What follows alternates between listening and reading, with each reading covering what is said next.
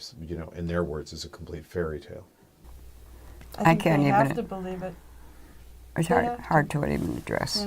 I don't believe that they believe it. I think that they're trying to save their face. jobs require them to believe it.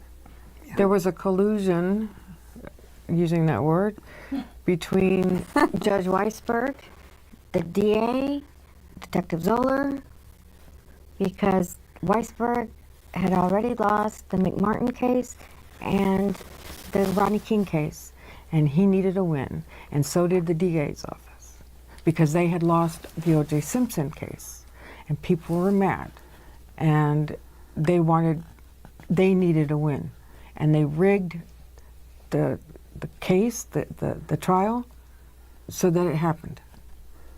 They disallowed so many witnesses like 40. and so much information. That would have changed things dramatically. They'll say that a pedophile, which is He was. right, would have left a trail of breadcrumbs behind There are us all, breadcrumbs. and They're there. They're there. They're there. Especially with this article Diane mentioned earlier. But Bob said that this is only the tip of the iceberg, that he's got a lot more. Mm-hmm. Do you want to know more? Is it No, gonna I make don't. it- I know enough. I do, I do. and I want the world I to want know the more. world. Yeah, Yes. I want the world to know what this man was like, when he did to his family. Do you believe that Jose not only destroyed his sons and what he did to his sons, but that he also did this to Kitty as well? She was his first victim? Mm-hmm. Mm-hmm. It's well said. Yes, it is. Tell me the last thing that you all remember saying to Jose and Kitty the last time you saw them and when it was. Mm-hmm. Karen, you go first, because we know that we know when it was. What was your last conversation with them, or what you remember? Just saying goodbye, and I felt awkwardly distant instead of closer. My whole intent in those visits was to try and become closer with her again and get to know my cousins more. And it seemed like every visit I left, I felt farther away and more confused. The last time I saw her was in 1984, and my dad had flown out, and I was moving back to Arizona at the time. And so my dad and Kitty were able to see each other for a brief moment, and then after we were visiting her for a little bit, we started on our trip. And that was the last time you saw either. Yes. Yeah. What about you? Kitty called me when she had been visiting in Oakland, and she got home, called me. And it was not long before this happened. She was very disappointed. She visited with my brother Milton, and I don't need to go into detail, but she was very disappointed in him and the visiting that she had with him. And she had to tell somebody, so she picked me to spout off on and say how much this upset her and how unhappy she was with him. And that was probably the last conversation I had with her, but we talk so frequently, it never, you don't think that's going to be the last one. The prosecutor was trying to purport that I was resentful due to my last experiences and was trying to get even or something like that. And the truth of the matter is, I never stopped wanting her to love me. There was no way the last time I visited them that I could ever make her happy. She was always mad at me. She was always mad. But it was like an abusive situation. Yeah, with you. and yes, and even after I had been cut away from the family, when I went back to college and was really hoping that my mom was able to share that I was back in school and maybe Kitty will be happy with me again. But I think this has affected you your whole life. Oh, it has. And I think that Diane struggled because she never could fix that relationship. She never could get the love from Aunt Kitty that she wanted. We all And we all think that. I just think that that Aunt Kitty ruined Diane's life. Is basically how I feel. It's And I think Diane no, it's has the most education of all of my siblings, and she had the most potential. And I'm very angry with my aunt over this. and I feel that, and Diane's sister in Northern California has told me that she thinks that this, what Karen just said, has seriously affected Diane. Emotionally, it's just destroyed her. She can't ever come back to the Diane she was before this experience happened to her. And she tried. What is it, Diane? It just breaks my heart because I wanted her. I loved her so much, and could never understand at that time what was going on. I didn't understand why there was nothing I could do to get back the relationship that we had originally had. And It was so important to Diana. It broke and it her. just was never to be. Is there forgiveness? Not Does yet. it help you? Not yet. No, I can't. For what she did to those, No. allowed to happen to those kids, no. You know. It's to- just to not Eric there. And Lyle and to my No. My sister Diane, no.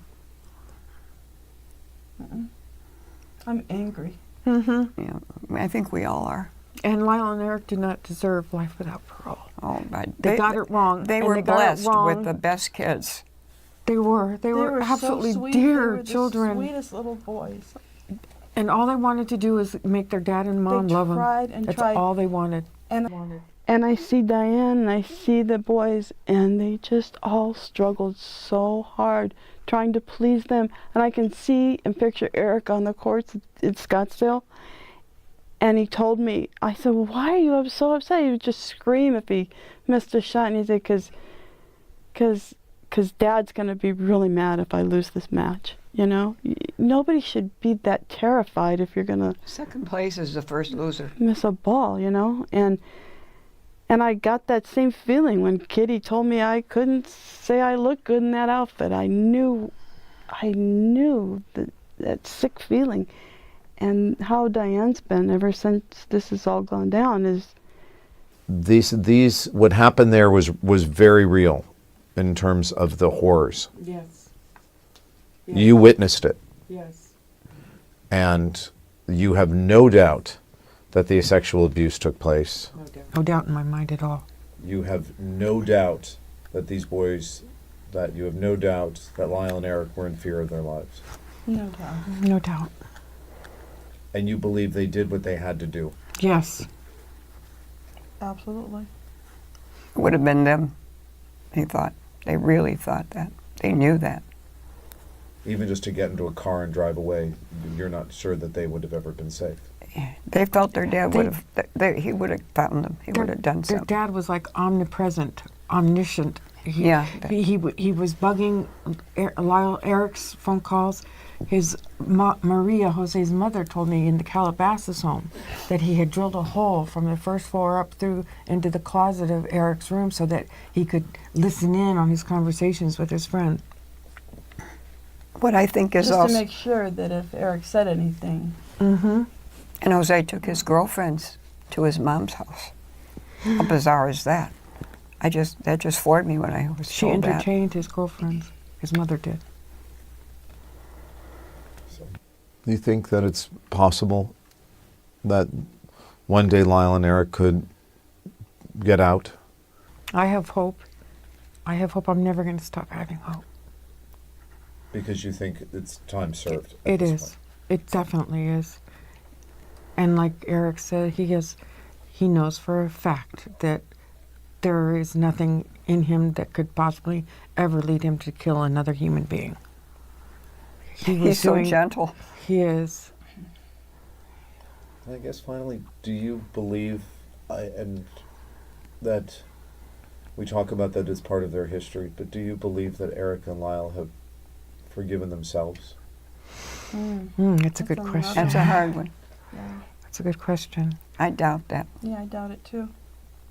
Eric has conversations, real ones, with his mom all the time and wants her forgiveness and her love.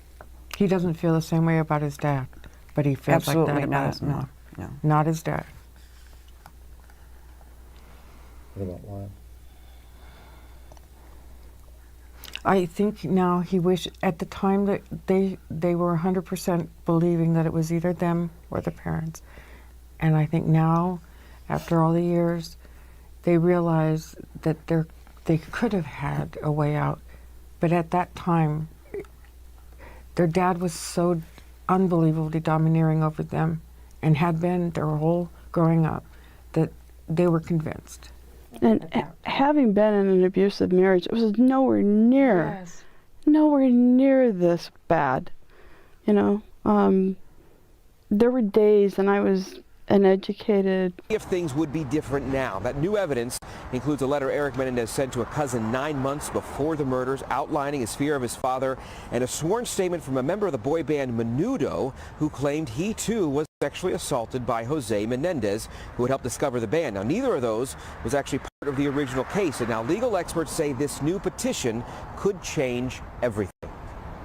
We also have to understand that we're living in a different epoch. We're living in an epoch which is post Harvey Weinstein, post Me Too. So if the Menendez brothers were to be tried today, they would be tried in a completely different environment where sexual allegations are given more weight and given more importance.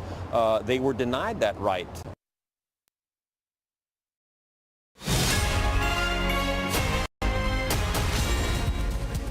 You're watching a special edition of the NBC4 News. Good afternoon, everyone. I'm Annabelle Sedano. And I'm Jonathan Gonzalez. Right now, attorneys and family members of Eric and Lyle Menendez are holding a news conference calling for the brothers to be freed from prison. We understand they're getting ready to speak right now. Let's listen in. Satara Kasim is somewhere, and Tina Glandian, who have been working for the last 18 months in order to get a release for Lyle and Eric Menendez. A couple of weeks ago, and so that you understand the background of it, back in May, we filed a writ of habeas corpus. A judge in this courthouse, Judge William Ryan, issued what's called an informal request for a reply. That informal request for a reply was to ask the DA to respond to the allegations of new evidence. Part of the two prongs of new evidence were, number one, a letter that was found at Marta Cano's house that was a letter written by Eric fully 8 months before the killings to his cousin Andy. His cousin Andy testified at the trial. However, in the second trial, was demeaned as making this up or was not true. This letter now shows or corroborates that Andy was telling the truth. The letter describes the abuse. The letter, I believe, was released at least temporarily by the DA's office, and anybody who wants it, we can release that as well. The other pillar of the writ of habeas corpus was a declaration by Roy Rosello. The declaration by Roy Rosello is incredibly important for a number of reasons. Number one, Roy Rosello, who was a member or a then member of the band Menudo, was and took great courage at Nuri's finding him and talking to him to sign a declaration that said that he too was assaulted by the father, and not only assaulted, but it happened at the house. The reason that's important is that it corroborates what was testified to in trial number one, that it corroborates the fact that the safe place that Jose thought he had was in the house. It corroborates what the family members said was the very uncomfortable rule in that house, that you could not go down the hallway if Jose was with one of the boys. That was the ground upon which he prayed. We have those two items. Now, there is a separate track. About 3 months ago, we sent a petition, and mind you, the DA's office, there's been those who have said, well, this is election nearing, blah, blah, blah. We filed this, and the DA has been, Mr. Gascon's office, has been engaged with us productively, strongly, for well over a year. Joan, who you will hear from in about 5 minutes, we actually, because of her young age, she turns 93 next month, we had what's a very rare thing done back in December, which is called a conditional examination. It's a deposition in a criminal case to preserve her testimony. She was there with her lawyer, Brian Friedman, who represents the family. And what we are also on a parallel track doing is asking, and have been asking, the DA to look at the work they have done and resentence them, to support the resentencing. Now, when I say the work they have done, Lyle and Eric have started, mind you, since 2005, up until the time that Judge Ryan issued the request for an informal reply, have had no hope of ever getting out. Since 2005, they had exhausted all legal remedies. They had resigned themselves to being in prison for the rest of their lives. You could take two tracks on that. You could either just become a hardcore, irreconcilable recidivist, or you could do what they've done, which is create programs, counsel people, develop amazing programs, mentoring people, go to college, get degrees. Lyle, in fact, graduated from the first ever class in June. I watched it, of a combination of UCI along with the Department of Corrections. The first class, Mr. Friedman and I were there, of 22 prisoners who got their BA degree while in prison, and a bunch of them life without parole. So there is an idea that there is redemption. There is an idea with their green space project of rehabilitation. I will tell you, in over 40 years of doing this, I have never seen the amazing exemplary rehabilitation and mitigation evidence that we have now presented to the DA's office. We're going to hear from the family today briefly, and I will tell you, I'll give you kind of a coming attraction. I will start with Anna Maria. She will tell you exactly the genealogy. We have over 20 relatives, both Kitty and Jose's sides of the family. This is virtually unprecedented in my practice, and I would dare say it anywhere, that 20 family members on both sides, victims, constitutional victims under Marcy's law, are here to urge the DA to resentence. After they're finished speaking to you today, we will then, Mr. Friedman will take them across the street to the Hall of Justice, and they will go through what Gascon does in resentencing, and they will meet with the resentencing unit. They will, under the California Constitution, Marcy's law, they will voice their opinion on why they believe it's time that these gentlemen come home. That they've spent over 35 years, and I've said it once, I've said it twice, if they were Menendez sisters, they would not be in custody. We have evolved, it's time, and without further ado, I'm going to introduce Anna Maria, who's going to come up and speak. Good afternoon, everyone. Buena tarde. My name is Anna Maria Baralt. I am the niece of Jose Menendez. I stand before you today not just as a member of the Menendez family, but as someone who believes in truth, justice, and healing. Before I get started, I just want to say that I know this is an election season, but for us, this is not a political issue. This is about truth, justice, and healing. On behalf of our whole family, it is my honor to formally introduce our new coalition, Justice for Eric and Lyle. Like so many others, I struggled to process the events of that fateful August day and the loss that I felt. Over time, it became clear that there were two other victims there on that day, my cousins Lyle and Eric. Lyle and Eric would continue to be victimized. They would be victims of a system that wouldn't hear them. And they would be victims of a culture that was not ready to listen. They would be mocked. They would be called cold-blooded killers, left to rot in jail and denied any hope of redemption. If Lyle and Eric's case were heard today, with the understanding we now have about abuse and PTSD, there is no doubt in my mind that their sentencing would have been very different. And yet, despite their circumstances, they have chosen a life of light.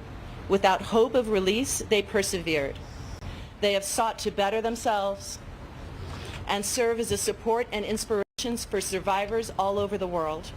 Their continued incarceration serves no rehabilitative purpose.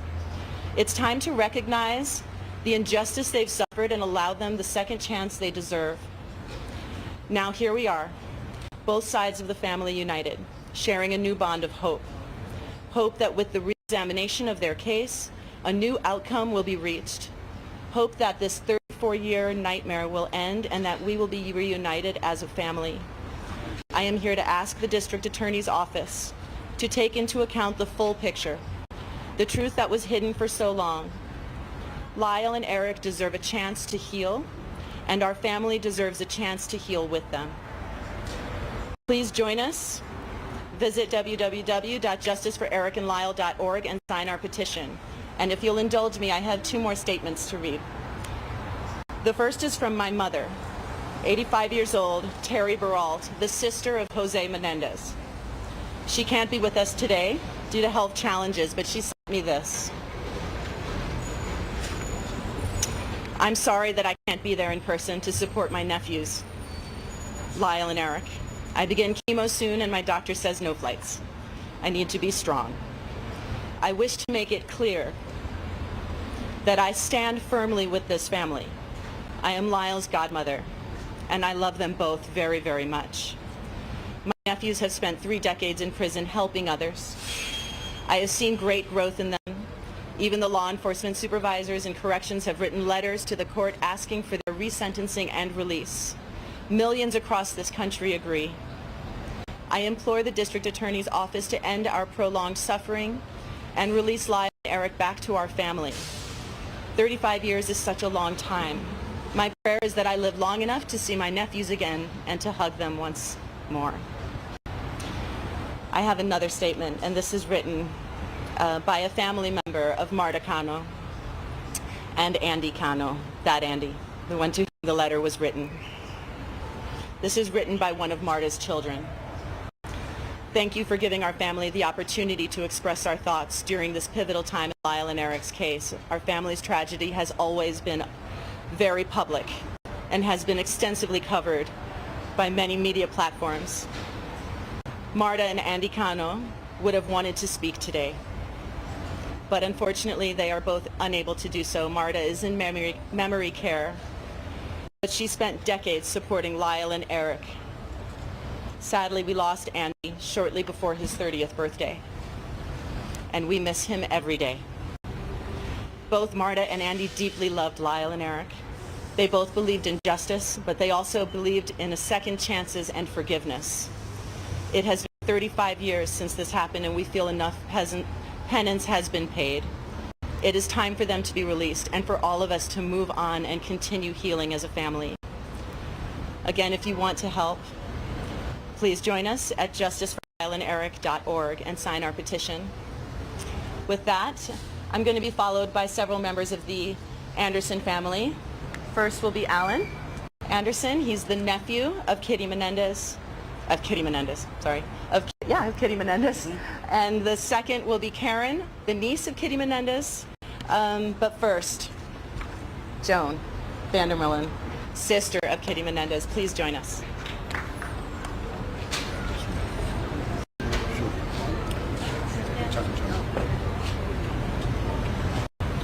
Two soldiers, thank you. Come right here, Grandma. Not very much space for paper, is there? You want the glasses on? Well, they're not even mine, but yes.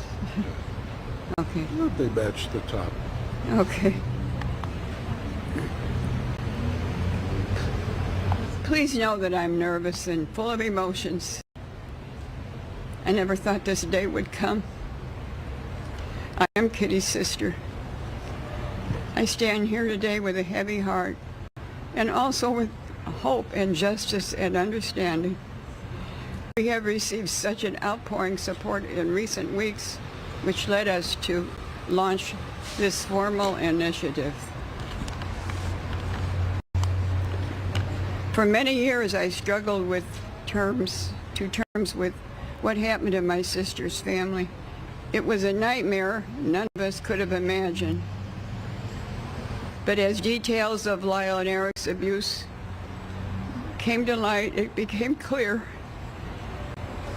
that their actions, while tragic, were the desperate response of two boys trying to survive the unspeakable cruelty of their father. As their aunt,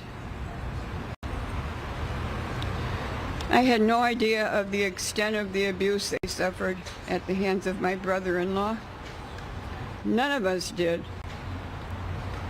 But looking back, I can see the fear and tension that their father had instilled on them. They were just children who could have been protected and were instead brutalized in the most horrific ways.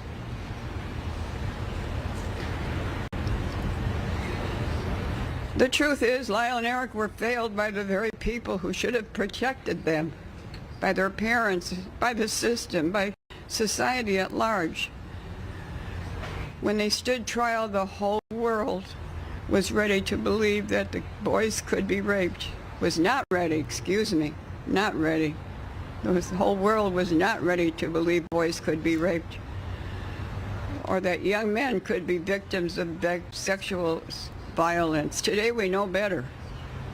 We know that abuse has long-lasting effects, and victims of trauma sometimes act in ways that are very difficult to understand.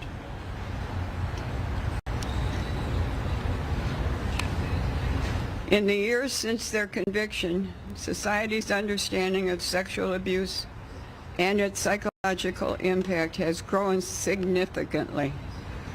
We understand that a person doesn't need to fit a specific mold, whether it's gender or socioeconomic status, in order to experience abuse.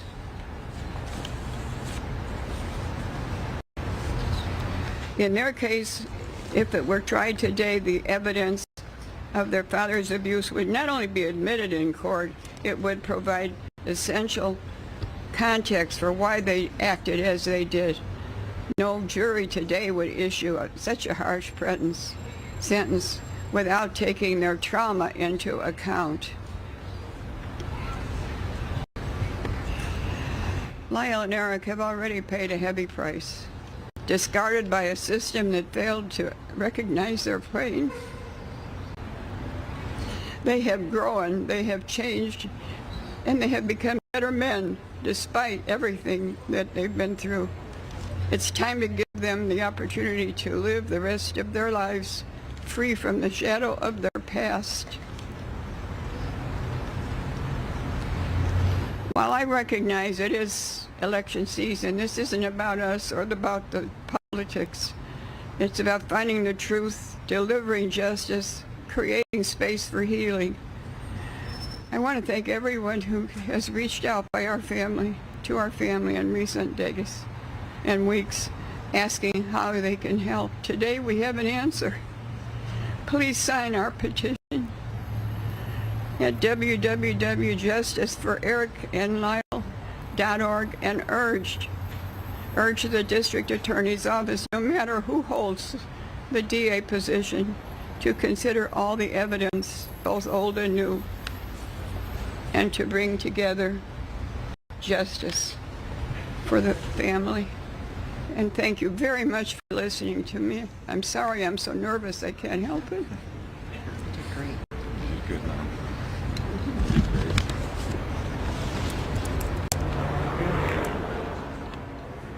We are wrapping up a news. But instead of being seen as victims, they were vilified. Their father's abuse was dismissed, their trauma ignored, and their truth mocked by millions.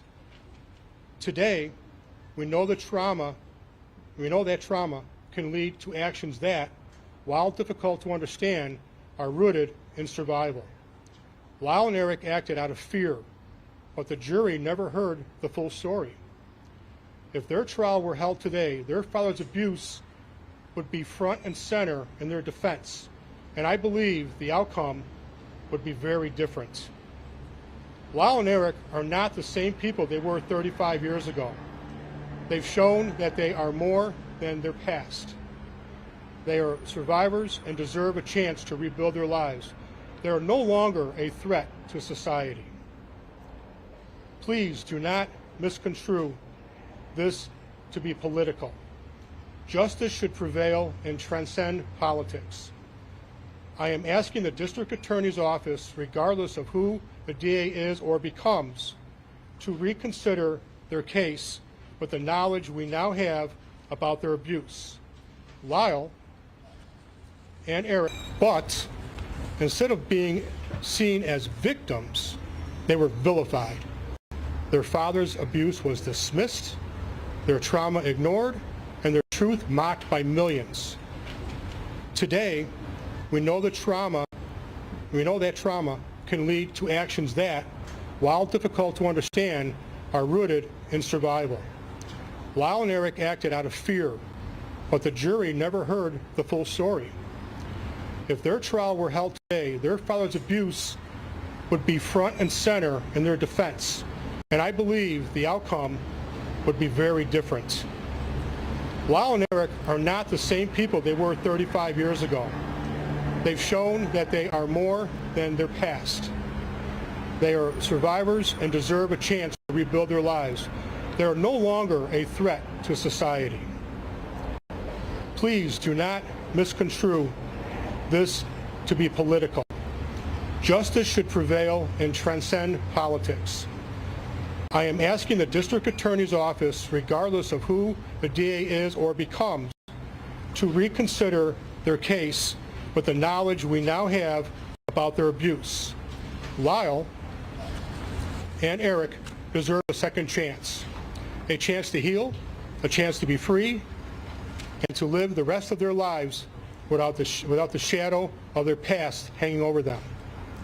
I firmly believe that if they were to come to my house, knock on my door, I would answer that door, I would welcome them in with huge hugs, my wife would make them a dinner, and I'd give them a pillow and a place to sleep. Thank you for being here today, supporting justice for Lyle and Eric. Please go to our website, learn the truth about their story, and sign our petition. Thank you.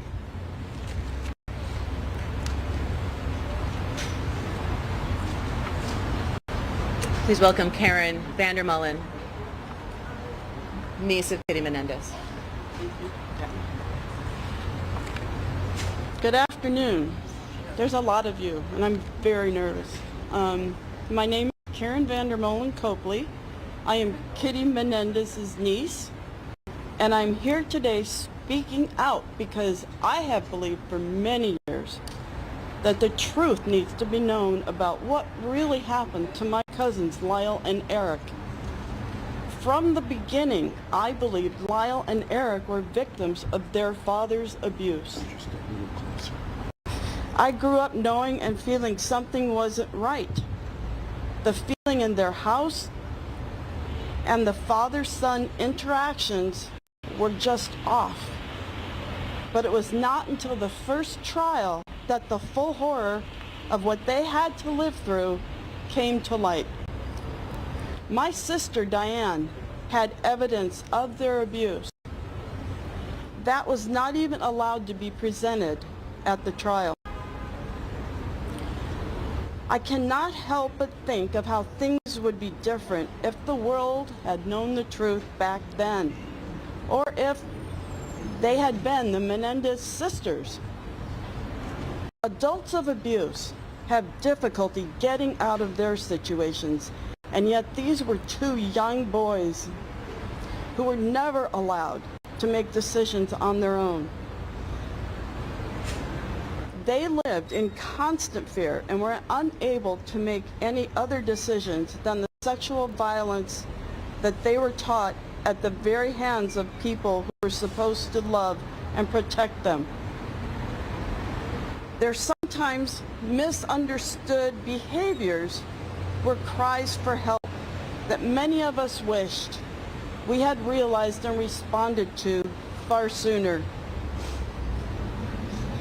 What happened is tragic, but I forgive my cousins. I have forgiven them forever because I know they were acting out of fear and desperation. These were children, just 6 and 8 years old, who didn't understand their own bodies. No child should ever have to endure that kind of pain. This abuse trapped them. It was painful and it terrified them. Their father's abuse shattered their lives and the family's lives, and the courts failed them, failed to recognize their trauma, compounding this tragedy. We live in a time now where we understand how abuse can shape a person's actions, male or female. We live in a time now where we understand what trauma does to the brain development of a child. If Lyle and Eric's trial happened today, the outcome would be drastically different. The evidence of their father's abuse would have been a central part of their defense. And it's very likely they would not have received such harsh sentences. Lyle and Eric have spent most of their lives in prison, paying for their actions. During that time, they have become supporters and advocates for children who have suffered sexual violence. I believe they have suffered enough. I ask the district attorneys to take into account the whole truth and nothing but the truth. I believe they have paid for their crimes, and we as a family have all suffered enough. We are here for them and ready to support Eric and Lyle after released. This is a time for truth and justice, and the time for the path to healing. It is time for Eric and Lyle to come home. We are here for them. Please visit our website and sign our petition. We would love nothing more than for our mom to be able to wrap her arms around Eric and Lyle outside prison walls before she is unable to do so. Thank you. Thank you all.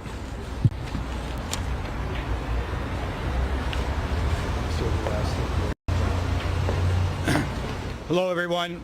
My name is Brian Friedman, and I represent the extended family members of the Menendez family. First of all, the family is gathered here in support, and really thanks everyone for coming out and for being here and for supporting one message, which is, you know, this shouldn't happen again. And this needs to stop now. And that what needs to happen is the consideration of second chances, the consideration of the abuse, and changing what we know in our society to be wrong, and we know in our society to give people second chances. The family's here united. Eric and Lyle have been through so much in 35 years, but these family members have been through so much 35 years. They're going to go across the street now. They're going to meet with the DA's office. They're going to exercise their constitutional rights under Marcy's law to be heard. And they would respect and ask if they could make that journey peacefully so that they can share their truth, desires, and honesty with the DA's office.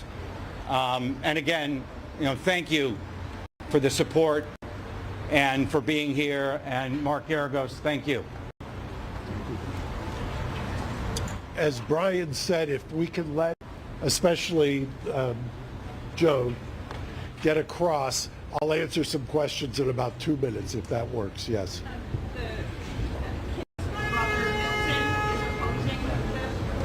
Yeah, I'll speak to that in just 1 minute. If you wait just 2 minutes, we have stuff to talk about there. Unless you want to say something about that. You wait for me to go across.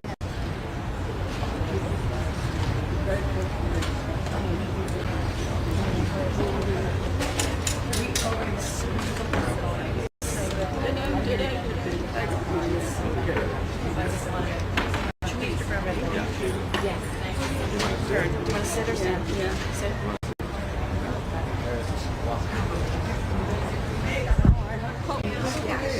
Which one? This one? Thank you very much. Here you go, guys. Future. God willing, I never do this again. Yeah, give me 3 minutes. Just let me get Joan situated. Okay, thank you. Holly, you'll stay with I will go.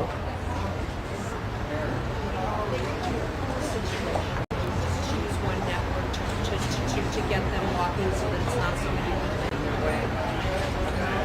Mark, do you have a total of how many relatives are here? Over 30. Over 30.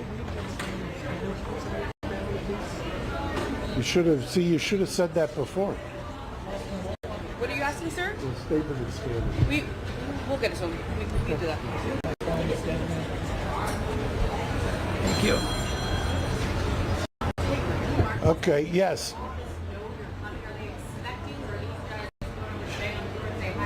No, we talked, part of what Brian had referred to is under Marcy's law, the California Constitution requires that victims get a say. So what we did is the DA's office, when they heard that we were doing the press conference, extended the invitation for the family to come over and hear about Marcy's law, to hear about exactly what their feelings are. I will tell you, and I said it before, that the DA's office from 18 months ago has taken this very seriously. And I say that because there are times, whether it's high profile, low profile, that I don't get the feeling that we're being heard. I get the feeling here that we have been being heard. I get the feeling that there is genuine, I think the DA has mentioned in his remarks that there is a division in the office. I understand that. I mean, I get that. But I don't think that there should be any division when you've got a united front of this many family members. And I know somebody had asked me about one of the family members. I would just say I don't want to cast aspersions on anyone. All I will say is think about your own family. Do you think you could get almost unanimous support out of your own family and extended relatives for anything you do? So I'll leave it at that. Mark, this has been public attention to the story based in part to the documentaries, Brian Murphy series, public like Kardashian and Rosie O'Donnell. How do you think this will all impact Lyle Harrison? Well, I think interestingly, and I don't know how you measure something like this, but I have been, obviously I was practicing when this trial took place. I remember in 1994 representing a woman in Pomona, and we used the battered woman syndrome, and she got a voluntary manslaughter, she got probation. And I remember at the time being struck by the idea, and I've confirmed it now in the transcripts of their second trial, struck by the idea that the DA's office on the second trial took the position, it may not have been wrong at the time, that the battered woman syndrome, something that diminishes your intent, did not apply to child abuse. And that was on the record, and that's what the judge ruled. So how do I think, how has this evolved? First of all, the younger generation, I hate to say that, it makes me seem old, but there has been a movement. I think that what happened is that when the Ryan Murphy series came out, it was such a caricature of them that the pendulum swing backlash actually created a focus on it, and people then took a look. I know that I've seen some of those videos of the first trial that was televised where the DA's office was taking the position that men could not be raped, they don't have the equipment. And you've seen all kinds of arguments along those lines. That is unfathomable in today's age to people who weren't alive back then. So I think that evolution has been, frankly, seismic. Sorry, what do Lyle and Eric think about all this renewed attention on their case? I think one of the reasons that we mentioned early on that the family has said it, they had absolutely no hope after 05. So after 2005, they didn't believe, they thought they were going to spend the rest of their life in prison. And they had resigned themselves to it. And all of the programs, I invite anybody to take a look at what's called the Green Space program that they have. The Green Space program that they have created down there, that's based on the Norwegian model, that is something that they have done in order to reacclimate prisoners who are being released. I look at both the external programs that they've done and the introspection and work they've done on themselves. I've used the term cautiously optimistic. I mean, there is an irony that DA politics played a role in their conviction.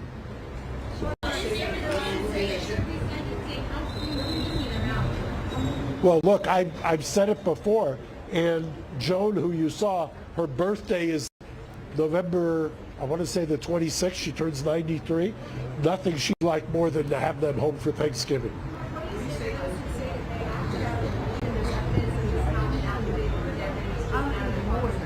That's what the question was. What do you say to the people who say they acted out of greed? I have two responses to that.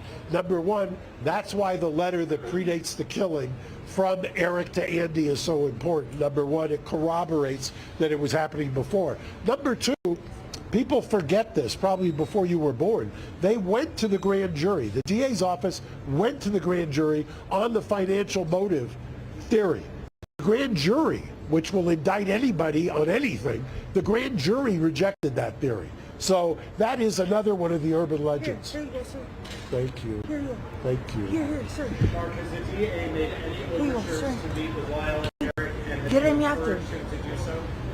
Well, I don't think that the protocol in the DA's office is anything about what we're doing today. The protocol today is that you meet with the resentencing unit, you get informed of Marcy's law, and you go from there.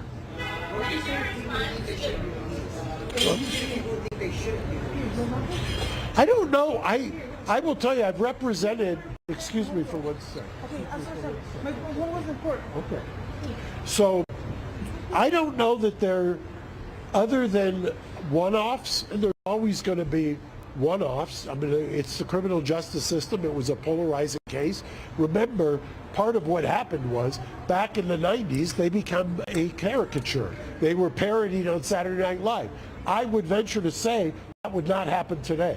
So it's America. There's people with diverse opinions. I just would reiterate, there were two juries in trial number one. Back in the 90s, two juries, one for Eric, one for Lyle. 24 jurors who deliberated, half of them voted not guilty on murder. Half. Mark, you need to talk with Edgardo Diaz, manager de Menudo. You need to recollect for this process, or another Menudo talked with you. Well, I've said before that the Menudo declaration by Roy Rosello is important. You combine it with, by the way, that is so that you can separate the mental gymnastics. Part of this is to overturn the conviction. The other part is that I think is unassailable, even to your question, to anybody who says, well, they shouldn't get out. The law in California is crystal clear. Resentencing, they qualify under the resentencing laws on every single factor. It's almost, I hate to say that anything's a slam dunk in the criminal law, but under the resentencing laws in California, they clearly qualify. We filed originally for the conviction to be overturned. That's what a writ of habeas corpus is. The other component of this is a resentencing, so it's two tracks. You can pause the habeas while you consider the resentencing. So it's walking and chewing gum at the same time. But if the habeas would be granted, you would get a new trial. If they are resentenced, the judge under California law has the ability to recall the sentence and sentence them to a wide range of options. Because they resentencing is what I understand. If he feels, oh, they've been rehabilitated, they're no longer a threat to society, they've paid their debt to society, they would qualify for resentencing. Correct. And in fact, I will also tell you, and we may release it tomorrow, part of the mitigation package that we presented to the DA are letters from correctional officers, high-ranking correctional officers, who attest to the phenomenal rehabilitation. We have a number of correctional officers who have actually said if released, they should be released, and that they would welcome them as neighbors in their neighborhood. I'm going to take 2 more questions because I want to get over there to meet with the DA as well. What?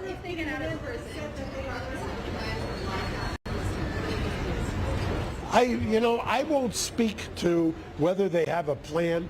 I just think that in order to get through each day, that you've got to just ground yourself. It's a long road from life without for almost 17 years to being hopeful. So that's kind of where. One last question. What is your response to Ryan Murphy's comments about the brothers specifically, that what happens to them, this show's best happen in 30 years, and the brothers will be out of prison by Christmas? Somebody, some wag, I don't know who it was, I could give him credit, said about Ryan Murphy that of course he's going to take credit. I didn't say it, so I don't know the man. Anyway, thank you. It is attorney Mark Garagos in downtown LA, right outside the criminal courts building, talking about really the latest update in the saga of the Menendez brothers. The attorney there, Mark Garagos, there's family members of the Menendez brothers calling on the brothers to be released, where they've been serving life in prison without the possibility of parole in the murders of their parents, Jose and Kitty Menendez. The family calling on the DA's office, George Gascon, claiming 2 new pieces of key evidence, saying created a petition to call on Gascon's office to release the boys from prison, or excuse me, the men from prison, but also, or at least get a retrial or resentencing, something of that nature. Resentencing, right. And so this is something that they've been working on for 18 months now. Those 2 pieces of evidence, according to the attorney Mark Garagos, he says those are key, especially that letter that was written from Eric 8 months prior to the killings there, to his cousin Andy, saying it describes the abuse that these boys at the time endured. So we will continue our coverage throughout our newscast starting at 3 o'clock. Thank you for joining us.